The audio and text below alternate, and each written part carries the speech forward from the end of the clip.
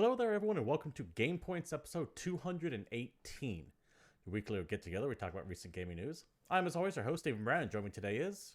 I'm David, and I'm on video. Yes, video back for the first time in like 3 weeks or so, give or take. Good to see you David's again. on demand. Hopefully, some of our audio issues hopefully have been fixed as well, because it was starting to kind of get a little choppy there for a bit. Tonight, David, we had to talk about a couple of remasters that were just pulled in. We have PlayStation and Capcom news. We have a whole bunch of E3 placements to look for. And, of course, we have to talk about that Xbox Live Insider, Inside Xbox, whatever that was called. You know, our world premiere look at next-gen gameplay. We have to get deep into that. World premiere. But first, before we go into any of that disaster stuff, I want everyone here to know that this is an audience interactive podcast, meaning that if you're watching live here at Twitch TV/GamePoints or later over at YouTube.com/GamePointsPC, feel free to join in the conversation. Just like Salty Frank in chat here is. Hey, good to see you, my man. David? Yes. You've played something recently. Now, it's old news as far as gaming news goes, but you finally got around to play something you've been eagerly wanting to do for a while. Yeah, it happened. I finally got to strap in and try Half-Life Alyx. How did you like it? It's probably the best video game I've played in years. See, that's what's really annoying. Because people aren't just saying it's a good VR game. They're saying it's actively the best game in like a decade. Not just the fact that it is kind of actually pushed me towards believing that VR could be the future of gaming. I no longer give a shit about the upcoming consoles and want to build a PC for VR so I can play more Half-Life Alyx. That is my entire plan for the end of this year. Captain Ice Cold asks what VR set that you were using, because Half-Life Alyx can work on more than just the Valve. Is it the Index? It can work on more than just that, right? Correct. It works on everything, but I actually played it on an Index. Now, the Index has the full functional fingers, right? You can actually bend each finger. So that seems to be the best one to use. I got held up at gunpoint by the Combine, like the very, very beginning of the game. Like you get like kind of caught really quick, and they hold you at gunpoint, and I flipped the guy off, and he yelled at me, and it was great. I have no idea if it was scripted or not, but I felt good about it. Hilarious. I love that. God damn, I need it. And I'm just giving them a thumbs up. Like, the bitch of it is, I could run VR. I couldn't stream it. I don't think I could run it and stream it at the same time.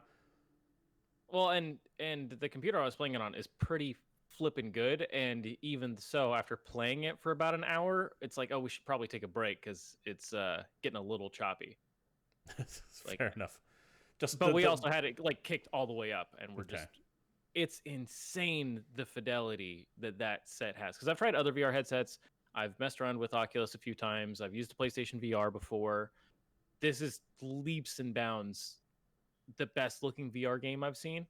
Isn't it 1080 in each eye? Like each individual screen? Yeah, it looks like a video game. If you were watching me play it on a TV, there was times where I would be peeking around a corner and the people watching the TV could not see what I was seeing because I was looking with my eyes in my peripheral vision further than they could actually see what the screen was producing. Huh. God so it was really, really cool. And the gameplay itself is amazing because when it first starts out, it's the teleport movement, right? Yeah. Which has always been my issue with VR because it immediately breaks immersion for me. Every game is a rail shooter. I teleport here, I shoot everything in the room, I teleport here, I shoot everything in the room, and that's how VR's been. I legit was able to just remap the controls so that the left analog stick moved my character and the right analog stick turned my character, but I could also physically turn around. So I had it literally just so I could like make little adjustments or walk into doorways. But then if I was looking around the room, I would just stop and look around a room. How much space did you need to actually play it that way? Not a ton, honestly. Okay. I was never taking more than like a step in any direction.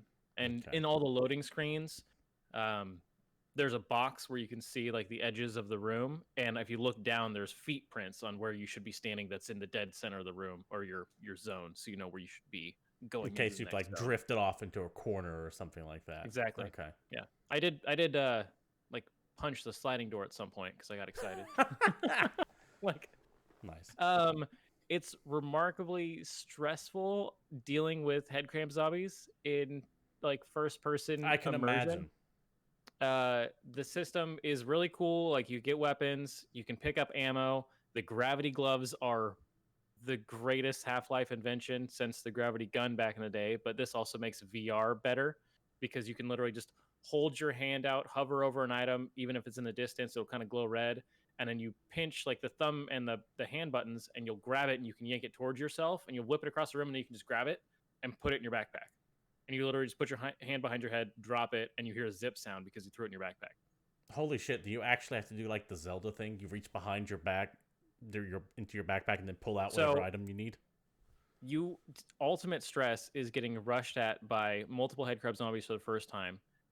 Running your pistol dry, you have to hit B on the right controller to drop the magazine. Reach behind you to grab a new magazine, insert it into the gun, and then chamber around before you can shoot again. Of course, if you're being attacked by things and there's head crabs coming that shit's not nearly as easy as you might think. You drop the magazine, or you grab a magazine and it doesn't work, and then you have to drop it, and then you put the magazine in, and then you try and shoot, and you have to remember you have to chamber around again, and it is intense. Oh, so the game will actually like fight you if you're loading. If you don't load it like perfectly, if you like misalign the clip to the gun, it does not go like in. Getting the clip in is fine. It's literally that you have to manually chamber around if you ran the gun dry. Like you have to pull the slide back to chamber around from the magazine when you put in a new magazine. Okay. God damn, that sounds amazing. Yeah, and everything felt great. It looked amazing. One of the fucking like very, very beginning, you walk outside because you have like a little voice chat, and the first thing that happens is one of those big fucking striders like walks by your balcony. The tripod things? Yes. And it's like right over you, and I don't honestly know how they did it, but the Index has some of the best headphones I've heard in a long time for like really anything. They sound amazing. My only problem is this: if I recall, the Index is $1,000, right? It's more. It's $1,100. Jesus. See, Half-Life Alyx is an $1,100 video game, and you'll buy it. Yeah. The thing is, if I had the means, if I had the ability, I would get one now and just play it for however long I'm stuck in quarantine. So the bitch of it is, I could do that. I could get $1,100 together to buy it, but there are so many other things I would rather buy with that $1,100 right now because it's so expensive. Well, it's a huge investment, and honestly, I know there's a lot of other VR games, and there's some stuff that's cool, right? I don't think any other VR game I've played has held a candle to that, and until there's more experiences like that, I would have trouble getting into and full bore on VR. Hey, look at it this way. All it takes is one more game with that quality to come out, and then all of a sudden Half-Life Alyx is now a $600 game. Yeah, exactly. Because the index does come with Alyx. That's why I kind of made that joke. Okay. So if you get you obviously can get a Vive for cheaper. You can get an Oculus. Like I think the Oculus Quests are what, like $299 or $399 now. So there's way cheaper ways to get it. Yeah, there are cheaper ways to get it. You can play it this way. The thing is though, I've played a lot of VR. One thing that sells me so hard on the Index is the individual finger tracking. Yeah, because having the lobster claws pulls me out of so much shit. So that is something I definitely want to do. Let's see. Salty Frank in chat says, what you've been saying is we have all been isolated quarantine, but you've been living it up in a virtual world. Yeah, for the most part, barely. Sounds like. For a couple hours one day, this entire time. Captain Ice Cold says a friend of his has been keeping fit with Beat Saber. Beat Saber takes a lot out of you, by the way. I have played Beat Saber. That shit will wear you down. I also tried that. Joke. Beat Saber makes me angry because I feel like I should be better at it because I used to play a lot of DDR, so I know how to read rhythm games, but I just don't know how to play that specific video game. So it actually. And I don't know what to make with this information, but apparently you can go into VR and into VR chat and have other people in VR touch you in weird ways. This large hot dog man whispering in your ear, and will be scared for a while after. Yeah, no, that's terrifying. I kind of wish I didn't read that. No, that's good. That sounds great. David, as much as I love the idea that Half-Life Alyx is out, and this sounds weird to say this about essentially a new Half-Life game, but old game is old now. This is all old news. It's a couple months old, but we haven't actually had any coverage on it, so I figured I should talk about it because it changed my life. No, you absolutely should. So all I want to do is do that instead. I would leave right now and go play it if I could. let's leave behind this old game and talk about a brand new game coming up. Brand new, dude. No one's ever played this before. Headline: The Verge.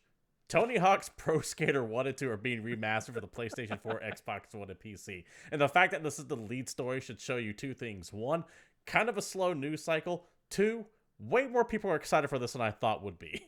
Hell, I can't wait for this. Why the hell is it not on Switch? That is a mistake. Sloth for Creeping, good to see you, by the way. Welcome to the chat. Hey. From the article, today, by the way, which is Tony Hawk's birthday. Interestingly Good old enough. Tony Hawk. Activision announced a new remastered collection that brings together the first two Tony Hawk Pro Skater games in one modern package. The new features like online play and a more robust course builder. It'll be coming to the PlayStation 4, Xbox One, and PC via the Epic Game Store on September 4th, so expect this very soon. The remastered collection will feature updated visuals, all the original levels, characters, tricks, extra challenges, a more elaborate Create a Park mode where you can share custom skateboards online, brand new online multiplayer modes along with local multiplayer. And on top of that, the games will include the vast majority of the iconic soundtrack, though not every song made it due to licensing issues. The remaster is being handled by Vicarious Visions. David, that means that we, when the soundtrack comes out, we will find out who was cool and who was not by saying, no, we don't want you in a good game. Right? That's kind of funny. Sloth for Creeping asked if we're sponsoring. No, we're not sponsoring. This is just a show that we do every week where we talk about recent news. Man. Trust me, GamePoints has a price, and it's very low. Oh, yeah. If you want to sponsor us, we'll talk about whatever. We love money. Yeah, feel free to join in the conversation, though. Just try to keep it germane to the topics. So, Vicarious Visions, they're a developer.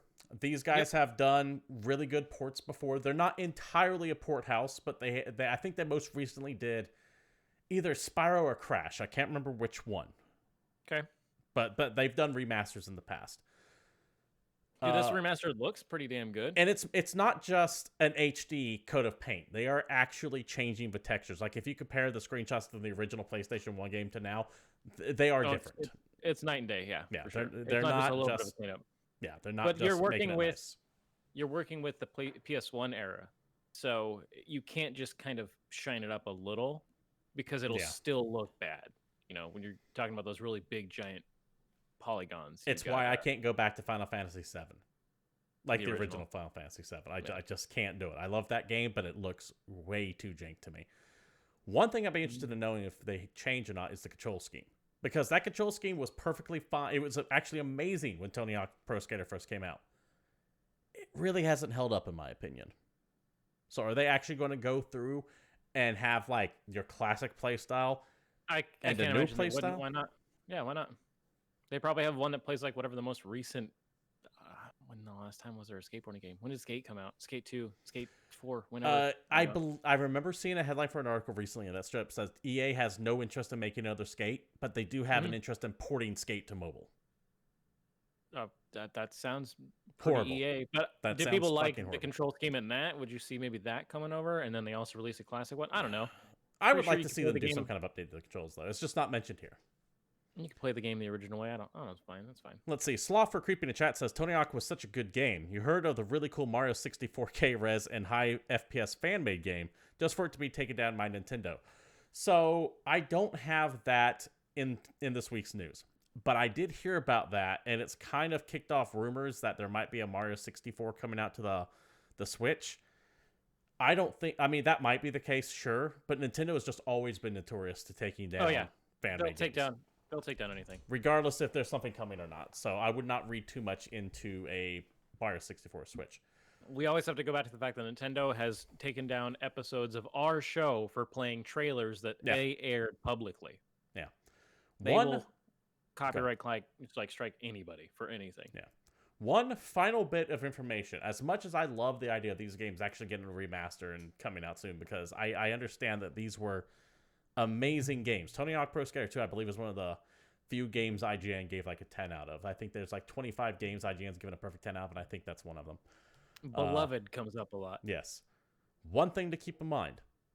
When asked about the topic, Jan O'Neill said this. He's the boss at Vicarious Visions. He said this to GameStop when asked about the topic of microtransactions. Everything that you see at launch is going to be unlocked with gameplay. We're not planning on having monetization at launch. Two key words to that. At launch twice.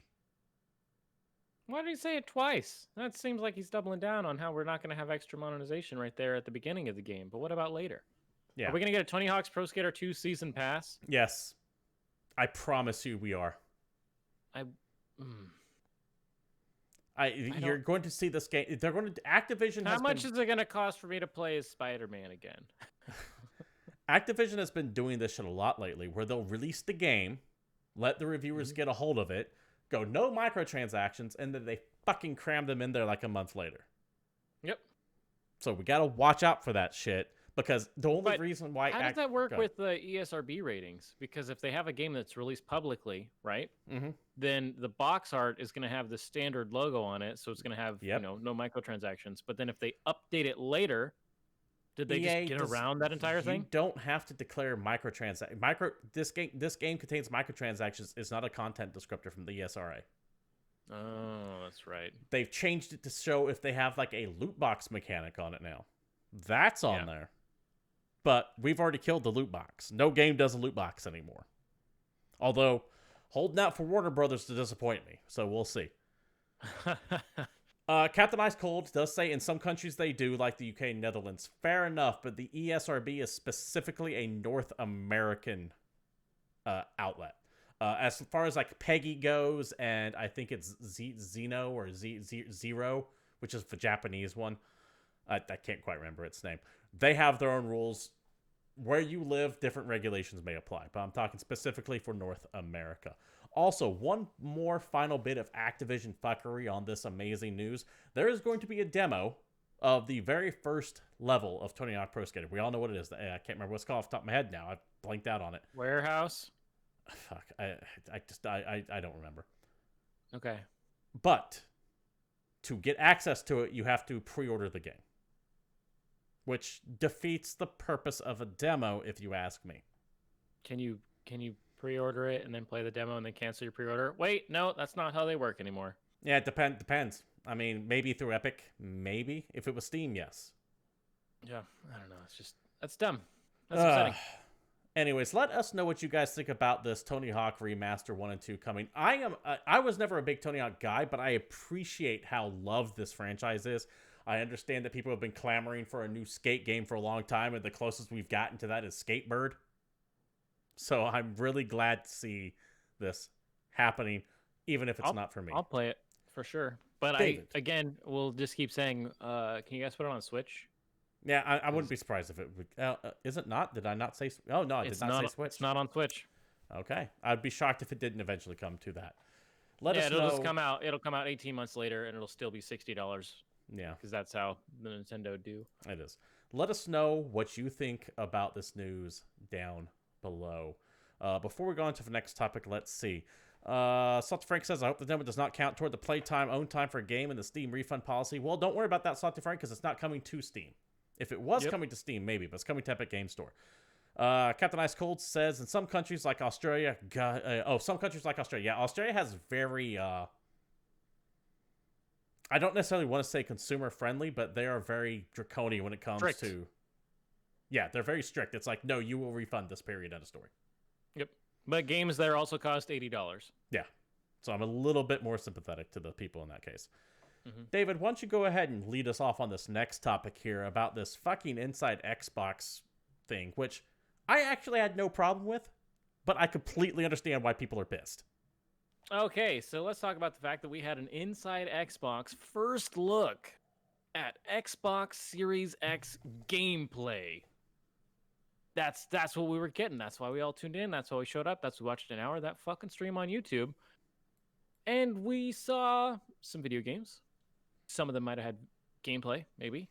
Some very exciting ones from my point of view too. I'm legitimately hyped for some of these games. We can run through some of these. The big showpiece at the end of the video was Assassin's Creed, but everyone knew that going in.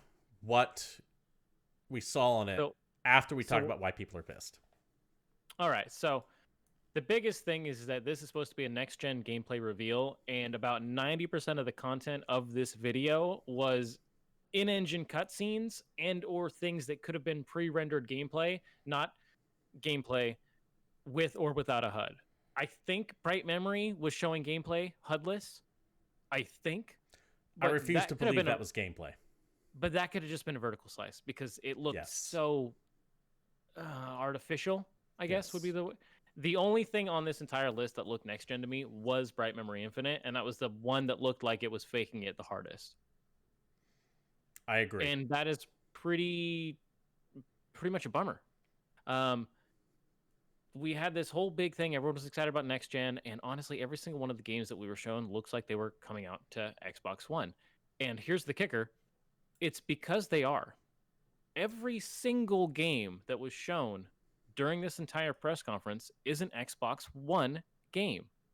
It just also happens to be on Series X because they have their whole Smart Share program. So any game you buy on the Microsoft platform, you can play it on all your devices. So, if you buy it on Xbox, and then when you get the new Xbox, it'll upgrade automatically and blah, blah, blah. But that means that none of these are actually next-gen games. No. They are the cross-gen games, which we talk about. It happens every cycle where you have the games that kind of live on both systems, the old one and the new one. And they never quite push the newer hardware. And the old one is usually struggling a little bit, but honestly, it makes me feel like the whole mid-cycle console upgrade ruined the magic of a next-gen reveal because none of this blew me away. No.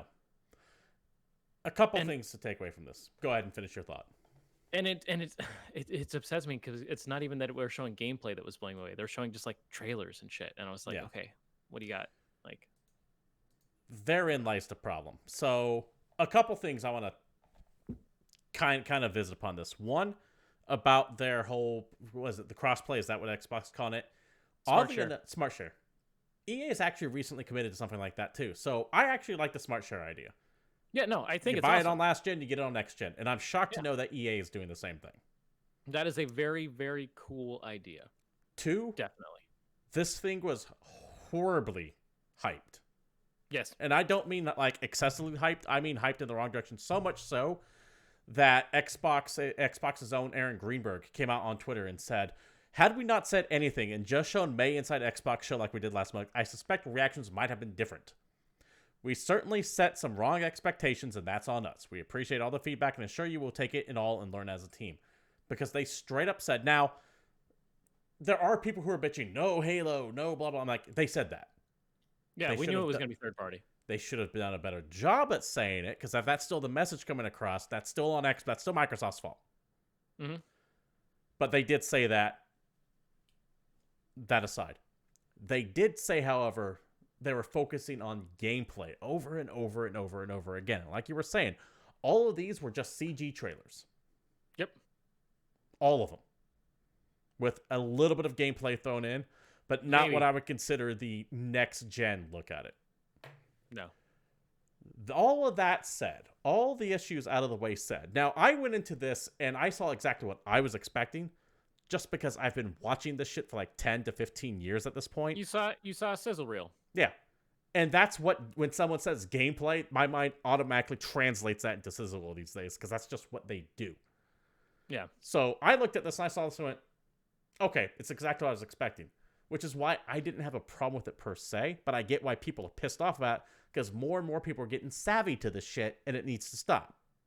Mm-hmm. You say it, you better fucking do it. You show something, it better be in the fucking game, Randy. Called out. All of that established. There are some legitimately exciting games here, and I want to go over the list of what was shown. Not in order of shown, that's in alphabetical, because that's what the list I ripped this from was to begin with. First off, there was good. One, maybe two exciting games here, but let's go through your list, and I'll give my comments. Why don't you go through the list, and I will chime in, since you have zero excitement over this. Yeah, I think I'll be a little bit more deadpan. So the game that I was actually most excited to seeing was shown off at the end. It was Assassin's Creed Valhalla, and it was supposed to be our first look at gameplay. And fuck all of this was gameplay. None of it. Not a single iota of a frame of the Assassin's Creed trailer that they showed during their gameplay reveal was actually fucking gameplay. There was no like third person over the shoulder view of a character, period. No. It was just cinematic bullshit. Like, sure, that might happen in engine, or maybe that's a cutscene in the game, but that doesn't count. I'm sure it was all in engine. That being said, Assassin's Creed Valhalla is a follow-up to Odyssey. Odyssey was a pretty damn good video game. I can't imagine they're going to screw it up too bad. I'm pretty excited for Valhalla. I think it's got a cool subject matter. I think it's following on the heels of a good game.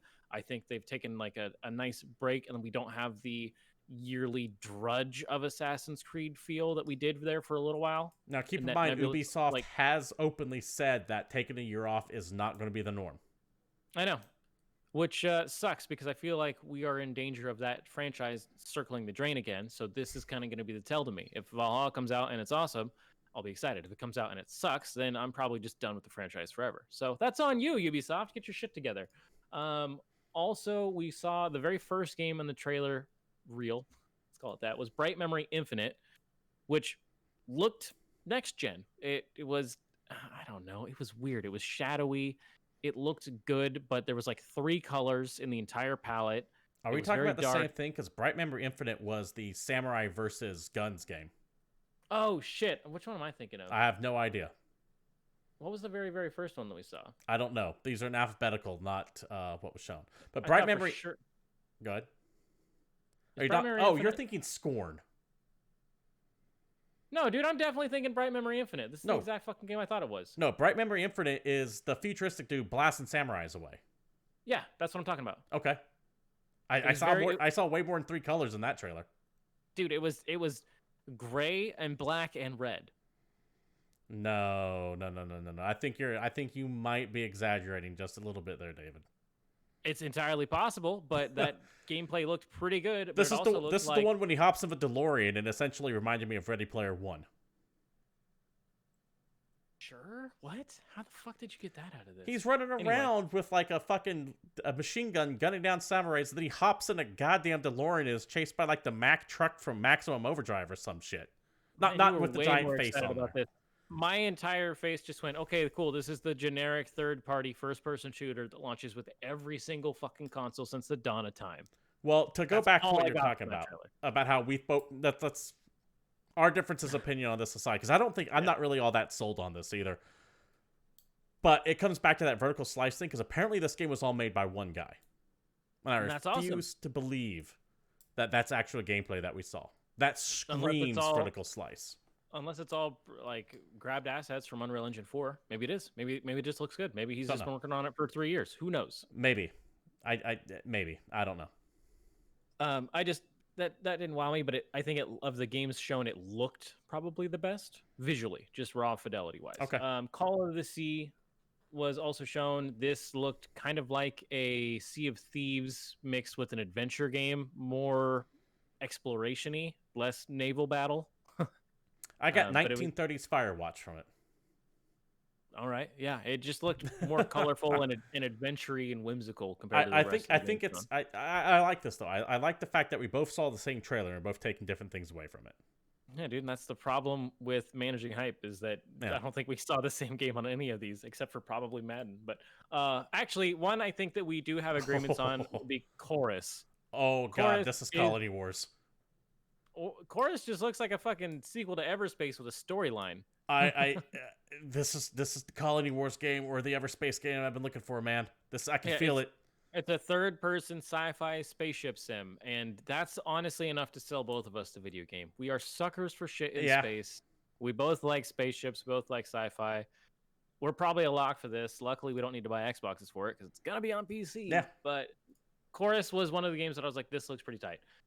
The game that I was most excited for was honestly Dirt 5, but that's not a system-selling game. It looks great.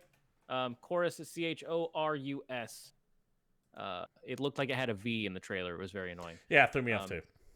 Dirt 5 maybe had gameplay in it, but it's another Dirt game. I actually thought that they were trying to take a shot at like the Forza style. Like maybe they're doing like a Dirt Horizons thing, just based on like the vehicle like stuff they had, and like you go to different cities and they're talking about weather and all this other stuff. But it's a Dirt game. The Dirt games are all pretty good. Rally's the more sim one. The regular numbered ones are more arcadey. They're usually pretty fun, but it doesn't sell a system. Madden NFL 21 was announced by a dude that I'm assuming is a football player, and it's going to have football in it, and I don't know what the season's going to be based on because I don't think anybody's playing football right now. Scarlet Nexus comes from Bandai Namco. You can always count on them to bring out something that looks completely over-the-top, ridiculous, and action-packed. I thought it was going to be another Code Vein game. with No, less this is vampires. apparently a more sci-fi Tales. It's not a Tales game, but I Like this, believe they said it was done by the Tales team. So see, that's cool. At the start of it, I kind of had that whole Code Vein vibe because the characters it are definitely all looks that way. Has generic that anime protagonists. futuristic Yeah. anime protagonist. Yeah, like you were saying. Yep. And then we had the H.R. Geiger Nightmare Sans All the Dicks with Scorn. First-person horror game. All we got is a cinematic trailer that showed a bunch of creepy stuff, like the little guy in the suit of armor that was trying to escape, and this dude putting droplets on this thing, and it burst into some gross shit. I don't know. I have no idea what that game. I have no idea what that game is. I still want to play it. Is it first person? Is it Yes, third it is. person? It is it a an first adventure person game? horror game. I don't know if it's Is a it- shooter or if it's is it- like Layers is of it a Fear Myst? or what. Is it a Myst like? Like I have no idea. I don't know anything about this fucking video game besides the fact that it has a creepy aesthetic that's very H.R. Geiger. I'm into it on aesthetic alone. I'm that asshole. I am the problem with the video game industry. Yeah, that's true. Second Extinction was also shown. I don't know why this didn't have a Turok and then a number after it. Really? Like Turok Arena. Yeah, it was just a bunch of people running around shooting dinosaurs with guns. Yeah, cool, exciting. Sure, I'm sure people will like it. The Ascent, solo co-op action RPG, kind of a cyberpunk noir-ish style. Sounds kind of Diablo-y. Again, we didn't really see it played, so we don't know. They did A show whole bunch about gameplay it. of this a little bit. It had that isometric look. It was. Oh, one that's right. That's yeah, right. different one. Yeah, I think you might be confusing with something else there for a second. This This is the one that felt like a twin-stick shooter. A little yeah, bit it to looked me. a lot like a twin-stick shooter. I got strong Zombie Nation vibes from it, but apparently Gotcha. it's supposed to be more RPG-ish. See, that's cool. The Medium from the Bloober team Oh fuck yes. that had a cool trailer, and it looks like it's probably going to be spooky, and it's about a girl that can see ghosts. And this one might have had some gameplay in it as well. There was some first-person. Bloober like, Team scenes. makes one kind of game and one kind of game only, and it's the narrative walking simulator, for lack of a better term. I put them a little bit higher than your traditional walking simulators, but they've done things like Layers of Fear. They did Observer. They did the most recent Blair Witch game. This looks like their take on Silent Hill, all the way down to the fact that they brought back the composer to Silent Hill to work on this game. Which is pretty cool. Vampire the Masquerade Bloodlines 2 had a trailer, which was actually pretty entertaining right there at the start. No Had some, gameplay. No gameplay, but cool. It looked creepy. There was the guy dancing with all those stuffed people. It was pretty funny. To the Ferris Bueller song. And then one that was annoying, Yakuza Like a Dragon, was shown, which is 100% Yakuza 7. Just so you guys know, Yakuza Like a Dragon is Yakuza 7. That game's already out. It exists. You can play it in Japan if you were in Japan somehow. That game is turn-based. Yeah, that trailer really did not That show trailer that at all. looks like it's an action-adventure game. And you think, okay, maybe they changed the name so that people don't confuse it with the mainline series so that they have an idea that it's a turn-based game as opposed to a regular game. Nope. They don't show any of that in the trailer. Everything that you saw was probably right after somebody pressed the attack button or the confirm button in a menu. I don't know what that was because the trailer as presented is not going to sell that game to the people that want the kind of game that it is. And it might sell the game to the people that want the game that it looks like, but it isn't. Right. No, I had some issues with that trailer too for that. It's just, come on, guys. Now, for those asking, where are the Halos? Where are the Gears of War? Where's the Forzas? Microsoft did say that they would be having another event in June, I believe, June or July.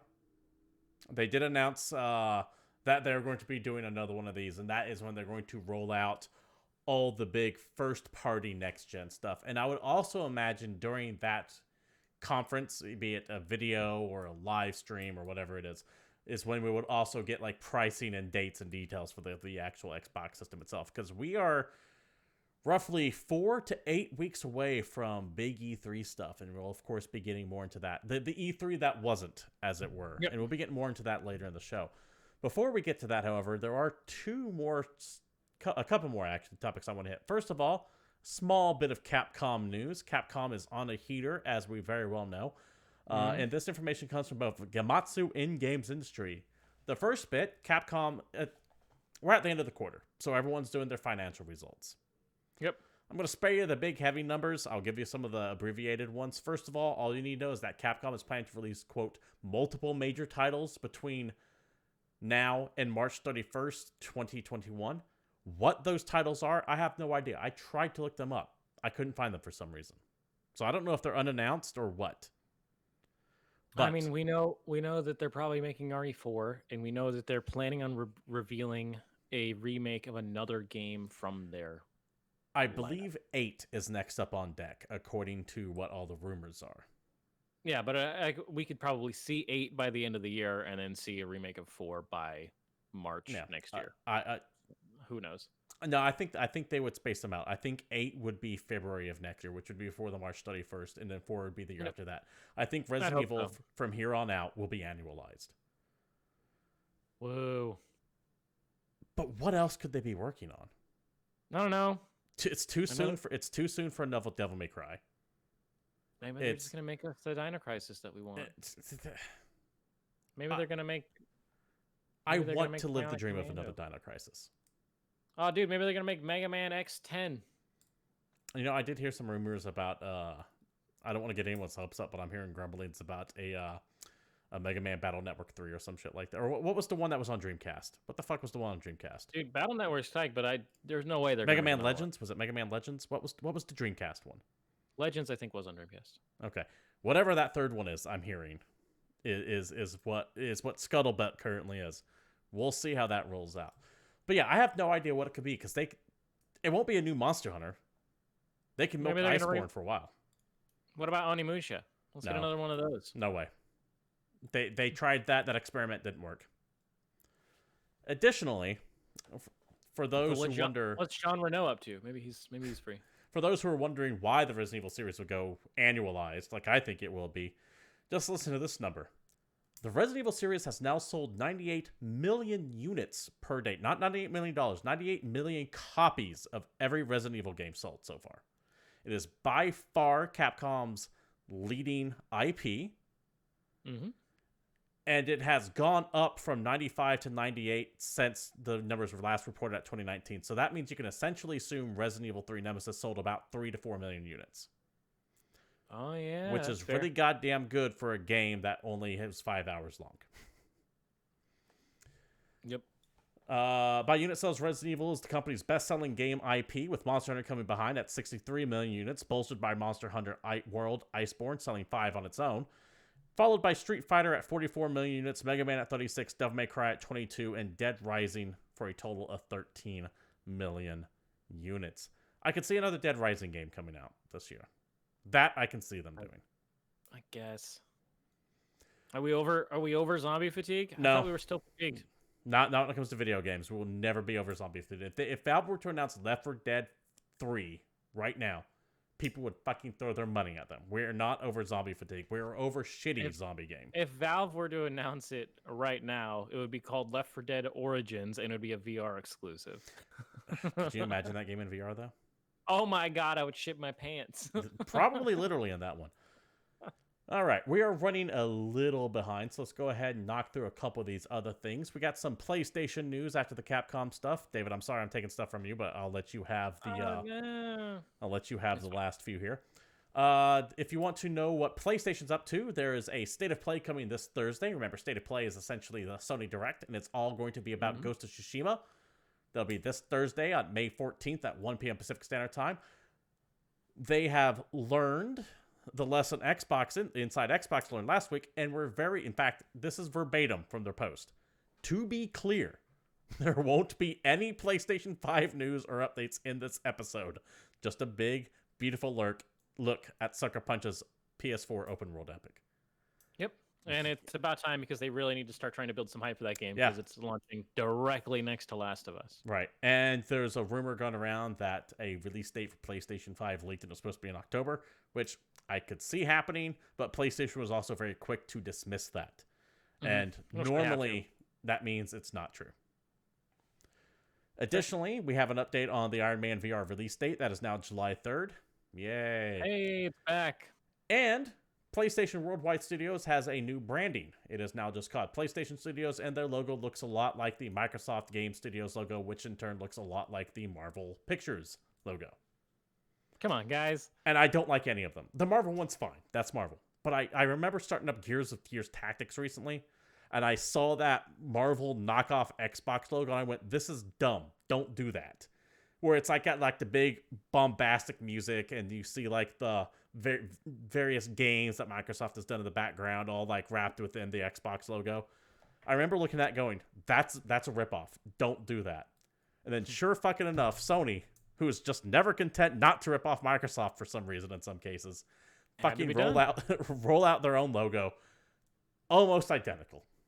And it just I don't want to see these starting up every time I load a game, because no joke, they're only like 10 to 15 seconds.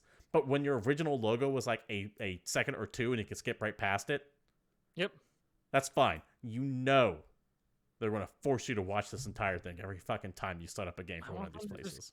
I want them to just go back to the old like PS1 intro and just be done with it. Yeah, here's your tone getting higher. If you're remaking or remastering everything else, why don't you remaster your flipping launch screens? I would love to have the old PlayStation 3 orchestra pit myself. I love the orchestra pit. All right, David, we can't go a week without some COVID cancellations, so why don't you go ahead and lead us off on here and in the next topic as well. More things that have been destroyed by the COVID include Tokyo Game Show 2020 and Paris Games Week. I think that's it for now, but that adds to every other thing. The last one standing at this point, I think, is PAX West. Yeah, PAX West is not officially canceled, and I don't. Seems risky, guys. If I had to bet money, I'd bet money on no, it's not happening. Yeah, that's what I would assume as well. But yeah, those are the next two on the chopping block. But we have a ton of things that are being added that are kind of replacements or alternatives to all these different conferences, and it's all going online. So Guerrilla Collective was announced as a huge indie game showcase announced for June. This story is from IGN. The Media Indie Exchange has announced Guerrilla Collective, a 3-day event focused on indie developers and publishers, taking place from June 6th through the 8th. It will make up a part of IGN's Summer of Gaming showcase, that Keighley-powered production that's supposed to go all summer long. I think the Keighley Summer of Games and the IGN Summer of Games are two separate things. Are they really? I think so. Then that's confusing, and I'm mad. But if I'm wrong, I'm wrong. I could be wrong on that. I do believe they're two separate things, though.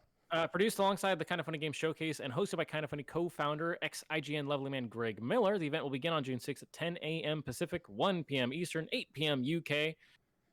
There's lots of times there's. June 7th at 5 a.m. What's AEST? Australia, I think. I'm not positive. There you go. That's like the most we've ever been specific on time zones. So hopefully that's helpful. Promises news and announcements for every platform. Some of the announced participants include Larian, who are putting together Baldur's Gate 3, and they're a great studio. Thunderful, the SteamWorld series, ZA/Disco Elysium, and Rebellion, who made Sniper Elite. There's actually a whole bunch of other ones. Fun fact about the Rebellion. Do you know the CEO of Rebellion? I think I mentioned this before. Actually, lives like a medieval knight. That's classic. He has like this web show and everything like that about what it was like to live in medieval times, and he like is fucking obsessed with being a knight, like a straight old chivalry knight.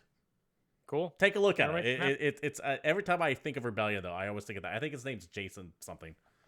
That's funny. On June 7th, there'll be a second online press event, and June 8th will include a day of gameplay demos and developer interviews. The Guerrilla Collective event will also include the Paradox Insider broadcast, a digital version of the yearly PC gaming show, and the Future Games show. So there's some of your old E3 coverage being put in there. They also have, I think, if you look at their website, there's invitation options, so that if you're in an indie studio and you're trying to get into the Guerrilla Games Fest, they are actually allowing other participants. They're not closed off. I might have to see if I can't worm my way into that. What do you have to show this year? No, like if they're opening up, it's not closed off. To additional participants. Oh, you mean like developers and shit. Okay, I thought they were going to have like limited public showing. No. Are you making a video game? Because if you're not getting on the list. All right. Well, I mean, I could be. You're not. Also, given who's co-producing this, I actually might legitimately be able to work my way into it. That's possible. That's a whole other thing, though. Also, Ubisoft Forward was announced for July 12th. Physical gaming shows around the world postponed due to the COVID-19 pandemic. Ubisoft will be hosting its first digital conference called Ubisoft Forward on July 12th at 12 p.m. Pacific Standard Time, 9 p.m. Central. Wait, 9 p.m. CEST. It's Eastern. Okay, cool. It's a stupid way. It is a non-American centric focused way of saying Oh, that makes sense. Eastern time. I It's mean, like they're in France, and I'm very yeah. American, so I apologize that I don't know how to read time codes other than American It's like ones. you notice how they no longer Our say school like system's exactly as good as you think it is. it's like how they no longer say like 39 BC, but it's 39 BCE Yeah, I gotcha. because they've Anyway, de-religioused it. get ready for an E3 style showcase with plenty of exclusive game news, exciting reveals, and much more. Maybe we'll actually have Valhalla gameplay in July. Maybe, right? Maybe they'll do that. Ubisoft, you dumb fucks. Anyway, You'd hope so. last but not least, EA Play Live will be held Thursday, June 11th at 4 p.m. Pacific, 7 p.m. Eastern. This we've covered before, but EA also has their own show coming up as well. And now you can be mad at the Mafia crew. I will. David, we have one final topic to talk about, and it is, as you said, the Mafia people. Mafia, that video game series, Mafia 1, Mafia 2, and the mostly good and amazing story, but bad gameplay Mafia 3. With one of the best soundtracks in recent gaming memory, yeah. For sure. Let's just say, whenever you hear Rolling Stones Paint It Black in any video game, you know shit's about to go down. Because you can't do something at the crescendo of that song. They're teasing something on their official Twitter account, and I am just fucking tired of it. Shit or get off the pot already on this. So a couple days ago, they tweeted one word. And keep in mind, this Twitter account's been dormant since 2018 or so. They sent out one tweet that said family. Which, of course, made me think it was some Fast and Furious tie-in, but that's neither here nor there. The next day, they said power. Today, they said respect. Motherfuckers, just announce your remastering of Mafia 1 and/or 2, because there's no way in hell this is Mafia 4. And the reason why there's no way in hell this is Mafia 4 is because Mafia 3, despite shipping 5 million copies, which is an amazing number for any game to hit, was still blamed by publisher 2K for them being down $100 million to the prior year when that game came out. Essentially, long story short, 2K said, yeah, they sold 5 million. Most games would kill to have that number, but it wasn't good enough for us. And as such, we needed them to double it. Yeah. They pulled a Dead Space with it, where there was no way it was going to sell as many as they thought they were going to. They ended up having layoffs at developer Hangar 13, despite, quote, saying it's the fastest selling game in 2K's history, generating 1 week selling of more than 4.5 million units. Which means, though, I will say this. If you take a look at those numbers, if it shipped 5 million and sold 4.5 million the first week, that means that game dropped off like a fucking plateau. Yeah, apparently. And that tracks with the way most game sales actually are. Or they only made 5 million of them, and they shipped all of them, and people bought most of them, and everybody else played it online. Yeah, there's a whole history of games like this. Chat says Tomb Raider, how Tomb Raider underperformed despite selling really fucking well for a game that came out, but it wasn't doing Call of Duty numbers, so it's crap. Yep. So that's how it is with all the big studios. Yeah. All of that established. Has to do massive numbers. Since they more or less whacked a good chunk of Hangar 13, the guys that made Mafia 3, there's no way this is Mafia 4. I doubt they would have handed off to another studio. What this Twitter account is teasing is a remastered of Mafia 1, 2, or 3, maybe even all 3 of them bundled together or something along those lines. It won't be Mafia 4, because what happens these days when you own an IP, but it doesn't make enough money to justify doing another game, in your opinion, is you just fucking remaster it. I'm looking at you, Tony Hawk. And now we have Symmetry. The show ends with news as it begins. With games that are old. And since these games are old and we have all played them, I have no interest in playing them again.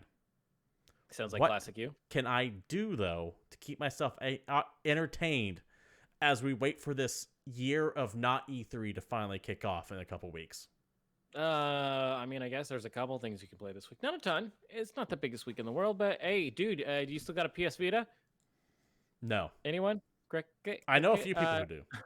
Emma Lost in Memories comes out for PS4, PS Vita, and Xbox One this week. This is a 2D puzzle platformer in which all the platforms and walls start disappearing progressively as you touch them. Think, strategize, run, jump, and feel in a surreal and poetic world where everything fades away.